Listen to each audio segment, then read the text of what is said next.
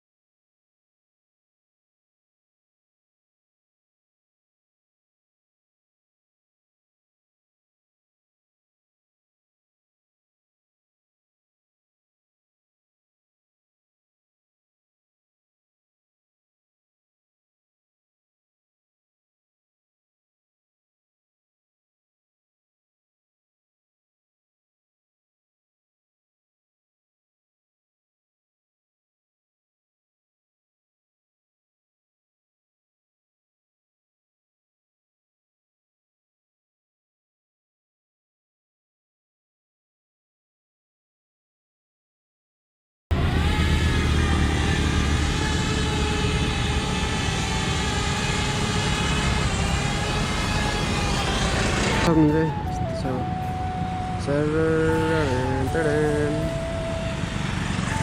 Guys finally हामीले drone सट ल्याउन चाहिँ सक्सेसफुल भयौँ होइन। अहिले चाहिँ हामी घर लाग्दैछौँ। दाइ यता हुन्छ के छ दाइ? एकदम ठिक छ। आजको यो महालक्ष्मी स्थानमा ड्रोन सट उडाएको छ। पक्कै पनि तपाईँहरूले पनि हेर्न सक्नुहुन्छ। शिवराज तपाईँहरूले चाहिँ देखिसक्नुहुन्छ। पक्कै पनि यो ठाउँ सुन्दर छ है, एकदमै हेर्न लायकको फोटोहरू खिच्नको लागि र गाडीहरू पनि चलिरहेको छ। जाकारान्डा चाहिँ मिठै चर्चित यो हाम्रो ललितपुर जिल्ला, काठमाडौँ जिल्ला लागेको निकै रोडहरू हाइवे रोडमा चाहिँ यो सोचिएर गएको गाइज आज भ्लगलाई चाहिँ यति नै गर्नुपर्ने हुन्छ होइन। अब नेक्स्ट भ्लगमा भेट्नुपर्छ। अनि अन्तिममा चाहिँ like comment share and subscribe गर्न चाहिँ नभुल्नु होला।